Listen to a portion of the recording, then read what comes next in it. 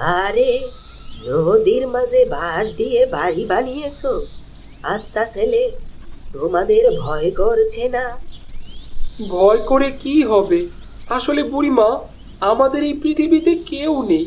মামা মামির কাছে ছিলাম, কিন্তু মামি আমাদের বাসা থেকে বের করে দিয়েছে। এসব কথা পরে শুনবো বাবা। আমার যে খুব খিদে পেয়েছে, কিছু খেতে দেবে? বুড়িমা, আমাদের কাছে তো দেবার মতো এই লেবু দুটো ছাড়া আর কিছুই নেই। তুমি বরং এই লেবু দুটোই খাও। তোমাদের অনেক ধন্যবাদ। তোমাদের দেখে মনে হচ্ছে 2-3 দিন ধরে না খেয়ে আছো, তবুও এই লেবু দুটো আমাকে দিলে।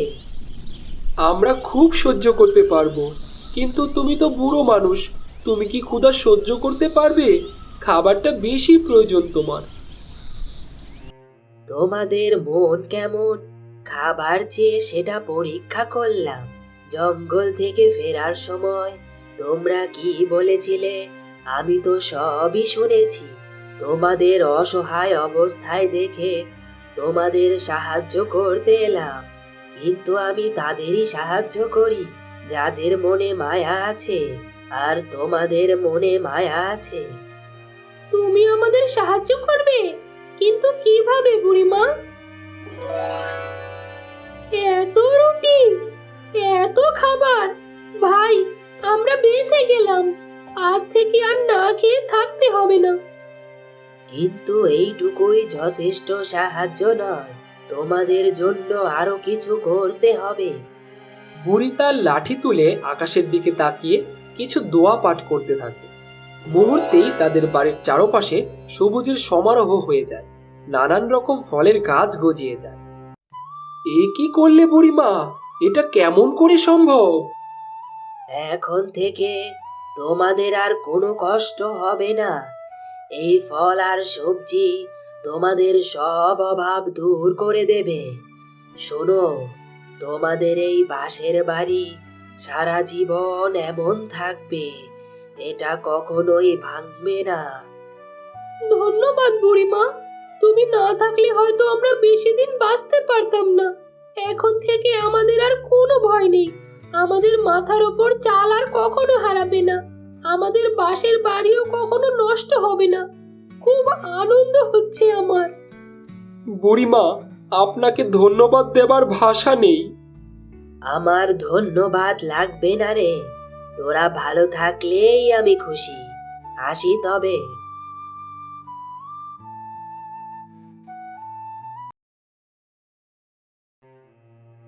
রেনু, আমার খুব ক্ষুধা পেয়েছে। মেয়েটারও মুখটা শুকিয়ে গিয়েছে। ওই দেখো, নদীর মাঝে কি সুন্দর একটা বাঁশের বাড়ি। এত সুন্দর বাঁশের বাড়ি আমরা আগে কখনোই দেখিনি তো।